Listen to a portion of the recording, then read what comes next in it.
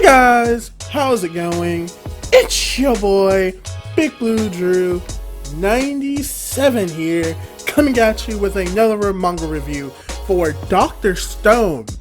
Manga chapter Z equals 156, to Scientist. So yes, we're going to be continuing on with Dr. Stone in this video, and weirdly enough, we are not continuing from the last chapter where we get the reveal that Dr. Zeno and Senku know each other, where Dr. Zeno is the mentor of Senku, but we kind of get we do not get the continuation of that in the main story. What we actually get in this chapter is actually a flashback to how Senku became the mentee to Dr. Zeno and how Dr. Zeno became Senku's mentor. And so that's basically what this chapter is. It's a flashback chapter, and I'm gonna be honest, I was not expecting this in the slightest. I did not really think that we would get more detailed understanding of how they became a mentor, but in actuality, in this chapter, not only does it get more detailed information about how they became mentor and mentee, but more or less it also shows their personalities more and their goals as scientists, hence the name of the title, To Scientists. And speaking of the title, I want to talk about the color page because it is in full color, and I think that it's very cool, it's very beautiful, mainly because of how it's structured, where you have the moon in the background, which, if you know the story, Senku's main goal in the story is to find the What Man, who may be involved with the petrification, and apparently the signal is located on the moon, so having the moon in the cover is a good call to that. But then you also see Dr. Zeno in the background and how he's shaded in like dark blues and blacks, while Senku is in full light colors, showing the duality not only in their characters but also in the fact that Senku is the protagonist. He is going to be the hero fighting against Dr. Zeno, who's perceived as the antagonist for this arc. So that's just a cool contrast that you can really get from the cover page itself. And now with that, let's get right into the chapter. So we start off this flashback chapter by seeing little tiny Senku and Taiju over the river, and apparently at this time they're around 10 years old, and they're working on their rocket, and like all experiments involving Senku on their first try, it blows up. So they're coming to this realization that they're having troubles. Apparently this wouldn't be the first time something like this has happened, so Senku decides that he's going to do a little bit more research, looking on it online, and a lot of these research papers are in English, which is the norm when it comes to scientific research papers. They're all written in English, and because he's a kid, he doesn't really know English that much, so he's using a dictionary, which shows probably why Senku may be like very fluent in English in the manga, even though technically the manga is stretched in Japanese. He does know English, and it kind of explains how certain characters say words differently because most likely they're using English. So this shows that, yeah, Senku does know English, and it also shows like how he was able to directly get in contact with Dr. Zeno, because he basically just spammed the internet with emails to all of these scientists. He sent out an email to every scientist that he probably knows that he can get in contact with, basically asking for advice. And one of these emails actually goes to NASA, which is in America, obviously. And then we see these scientists who are apparently answering emails from little kids, asking them simple stuff of like, oh, if space is black, then why is the sky blue? And all of these like little questions. And then they see Senku's email like, oh, it's from a little kid. Let's look through this. And I enjoy this because it's like a very detailed email. It seemed like very fluent, structured in a way where they question whether or not it's a kid. And I'm not going to read exactly what it is, but to sum it up, Senku sends the email basis like, hey, I'm having problems, I'm doing this, this, and this, and I'm having this percentage of error, I don't know what to do, and the reason why I'm able to do this because I did this, this, and this, and these scientists from NASA are looking at this, is like, what he's doing is like borderline illegal, and they question like, yeah, I don't even think this is really a kid, is it? So none of these scientists really like take initiative to email Senku back, except one. And in this flashback, he calls himself to be Dr. X. So we know that it's Dr. Zeno, but this shows that Even though Senku knew who Dr. Zeno was when he was little, he always referred to himself as Dr. X, meaning that when he first heard of like Dr. Zeno, he probably didn't know that that was his actual mentor until he saw that his catchphrase was the word "science is elegant," which I guess this kind of like shows that it wasn't as random as it was portrayed in that chapter, but still is a kind of random occurrence. But what Dr. X does is that he emails Senku, and Senku was like happy that someone even replied, because basically he spammed everyone. But to sum up exactly what he said, he's like, I'm gonna keep this short. Your instruments that are using are flawed. You need this specific instrument to like get better, accurate numbers. And so Senku is like so happy about this, and he sees the elegant part of it, and he's like, oh man, this is so great, we just need to buy this instrument. And then they look at online for the instrument, and it's like 500,000 yen, which is like the equivalent of like $5,000 in US money. And Senku and Taiji were just like shocked. They like spit up the water or juice that they're drinking. And I'm like, yeah, kids, yeah, science is expensive, and it's not something to be trifled with. So, but don't worry, Senku has a solution to it. Because what Senku does is that he takes the plane, and let's be aware, he is 10 years old at this time. He takes the plane to see his father, and his father is so happy. And it's been a while since we've seen Byakuya. I'm fairly certain that's how you say it, Byakuya, and he's just so happy to see his son. And in all honesty, I'm happy to see him too, because we're not going to get a whole lot of him really in this story, which is why we had that little side story of Byakuya and like how he got to Earth with all of these other scientists, and how he was able to create the space station and whatnot. So it's very rare to see him, since, you know, he's dead in the main continuity of the story. But just seeing him here, just very happy, seeing that he really like loves his son. He's like, oh my gosh, Senku, how did you get here? Why are you here? And Senku's like, I came to get this card that's like basically like allows me to buy whatever I want. Bye, Dad. He's like, wait, you're leaving already?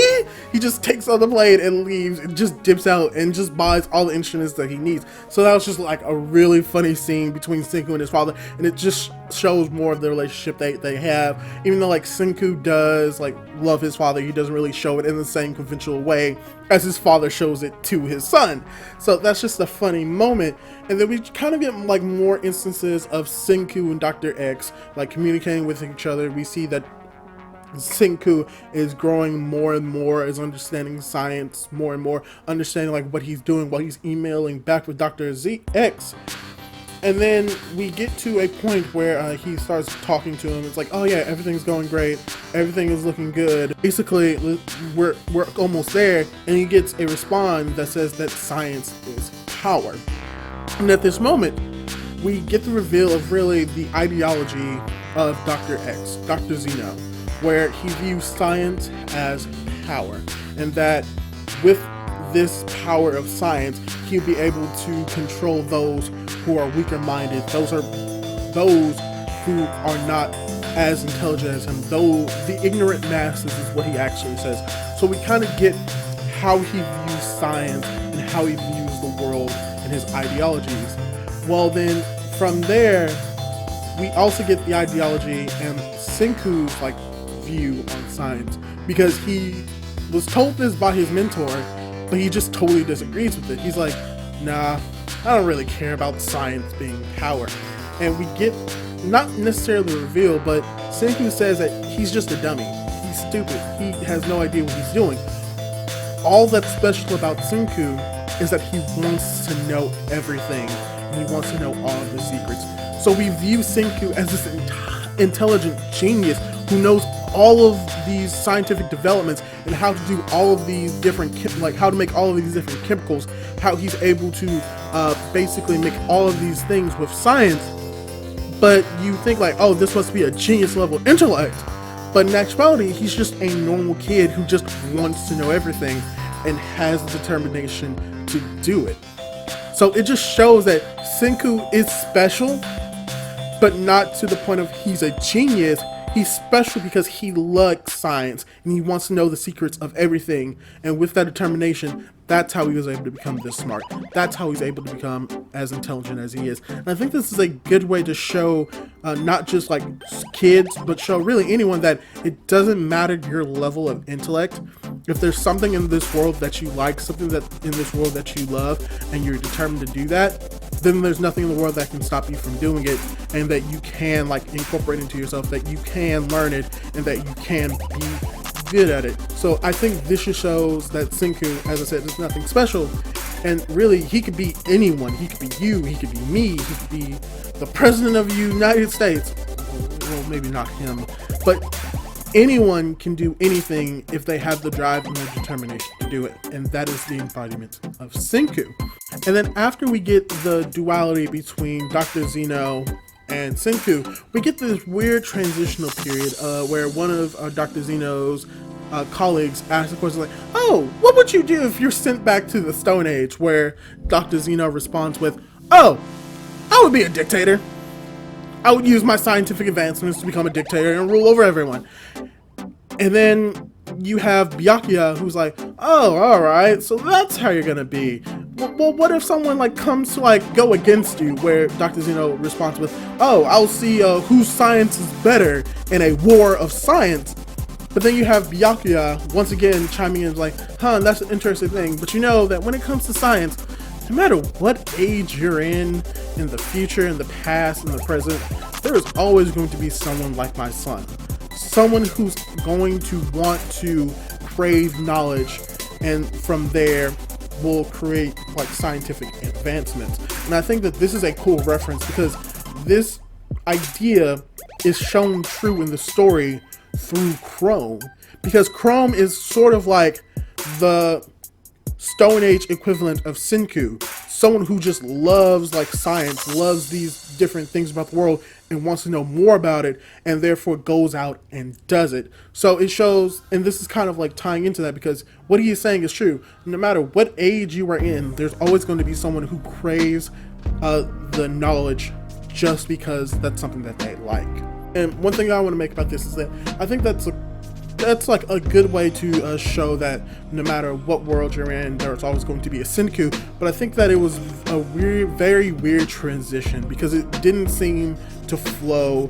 Seems as if it was just put in there just because. So that's kind of like a detractor for me. It didn't flow as well as it possibly could have been. Sure, we got more of like why Dr. Zeno is going to be a dictator in the American world, and like why America is structured the way it is in the present of the story, but it seems as if there was another way for that to flow better.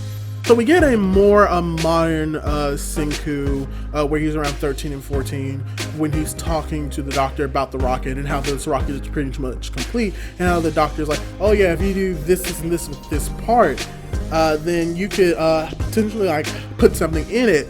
Let's just say like a virus or biological weapon in this rocket."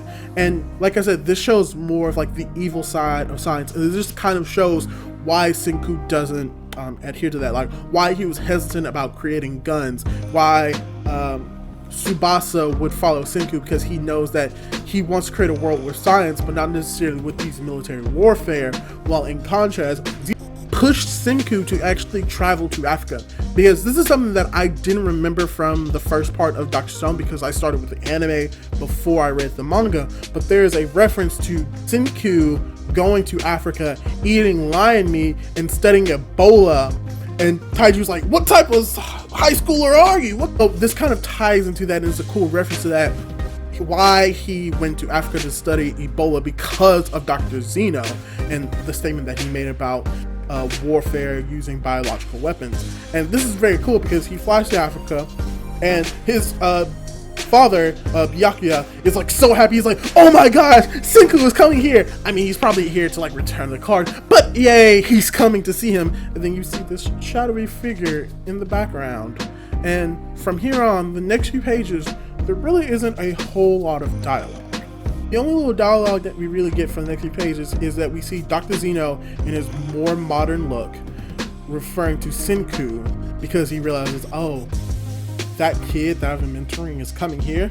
And so from here, we get to see Senku standing in front of this shuttle that, from what the looks of it, it looks like a shuttle that came from a spaceship that landed on Earth. One of the capsules where the astronauts would like make sure that they arrived to Earth safely. Senku is standing right in front of it, looking at it, and he knows that someone is like right behind him, looking at this exact same shuttle, and they're just standing there, just looking at it in awe.